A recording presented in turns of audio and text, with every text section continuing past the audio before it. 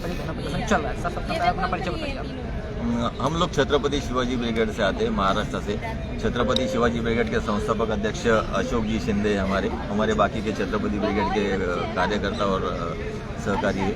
हम लोगों ने बेसिकली ये धरना जो रखा है ना, ये एक पुलिसकर्मी ने 1 साल पहले मराठा माता बहनों के बारे में जो गलत शब्द अपशब्द कहे थे, जो चारित्र हनन करने वाले और उनकी बिल्कुल असभ्य थे, जो सार्वजनिक जगह पे हम बात भी नहीं कर सकते, ऐसे गलत जगह पे, उसके एक सहकारी के साथ बात करते वक्त वो ऑडियो भी हम लोग आपको देंगे, जो मीडिया पे भी अगर आप सर्च करेंगे बकाले बोल के तो आपको मिल जाएगा।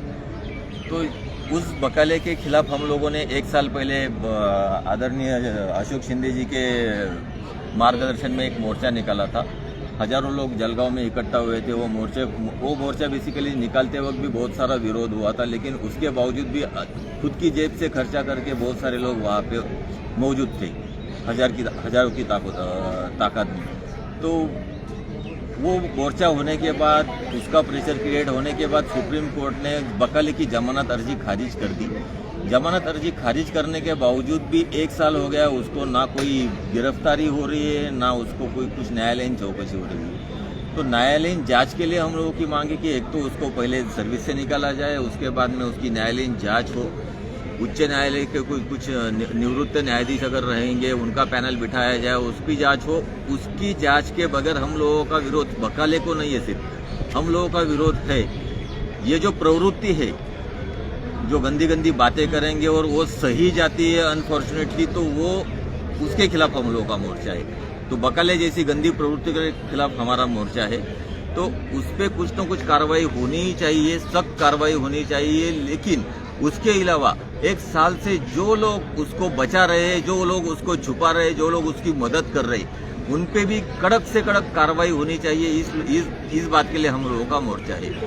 इसके अलावा दूसरा एक 29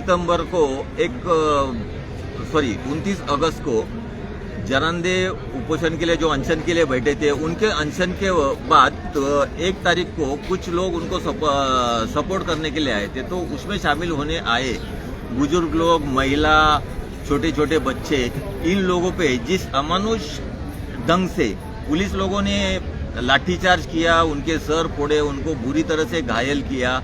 बाद में जो छर्रे रहते हैं, गन से जो छर्रे चलाते, एक बंदे को, कुछ तो बंदे ऐसे है कि जो मीडिया के सामने आया नहीं, लेकिन उनको 12 13 छर्रे एक बंदे को लोगे, ऐसे बहुत सारे घायल लोग हैं। लेकिन वो पूरा मीडिया दबा चुका है, प्रशासन दबा देता है। तो ये सब के खिलाफ हम लोगों का मोर्चा है कि जिस बंदे ने ऑर्डर दिया कि जरांगे का जो आंदोलन हुआ मराठा आरक्षण के लिए, उस आरक्षण के आंदोलन सराटी, जालना जिले के सराटी गांव में जो आंदोलन हुआ, उस पे जिसने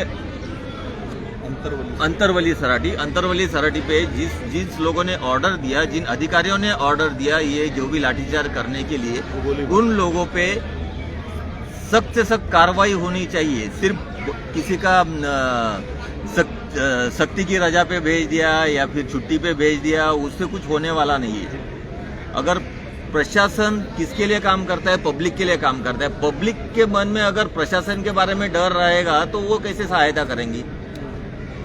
वो तो हथबली हो जाएगी। तो जो आरोपी है पिछले 1 साल से फरार है, आरोपी पिछले 1 साल से फरार है। उसका बाकी का सब ट्रांजैक्शन, ये सब चीज हो रहा है। मंत्रालय में अलग अलग मास्क लगा के, टोपी पहन के ऐसा घूमता है। हमारे लोगों ने देखा भी है।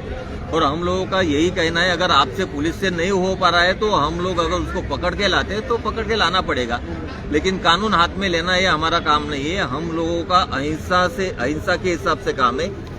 इत्तेफाक से आज 2 अक्टूबर है, गांधी जी की जयंती है। गांधी जी को नमन करते हुए, लाल बहादुर शास्त्री जी को नमन करते हुए, हम लोगों की प्रशासन को विनती है कि ऐसे जो भी मामले हैं, ये मामलों में प्रशासन ने कड़ी से कड़ी कार्रवाई करनी चाहिए। और ये कार्रवाई करके जनता को आश्वस्त करना चाहिए कि जनता के लिए हम लोग खड़े हैं, आप डरिए मत, मन में डर लेके आगे जाइए मत।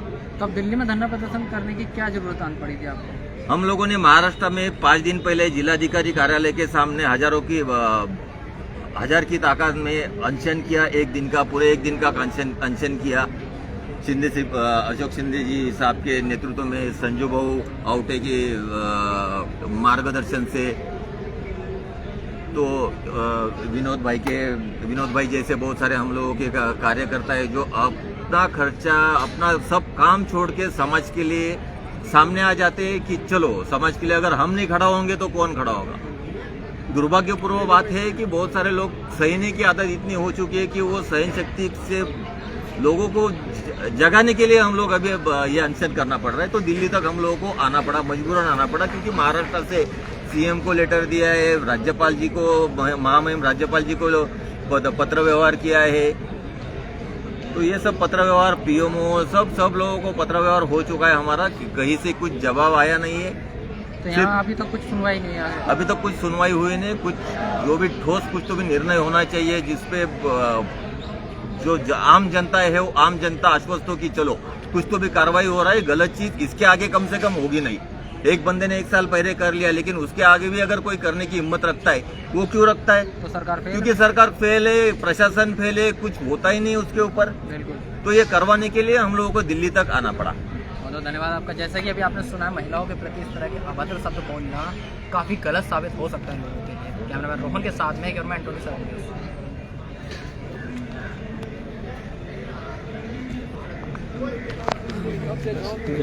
ये अभी थोड़ी बहुत देर में चली जाएगी, शाम तक लगभग।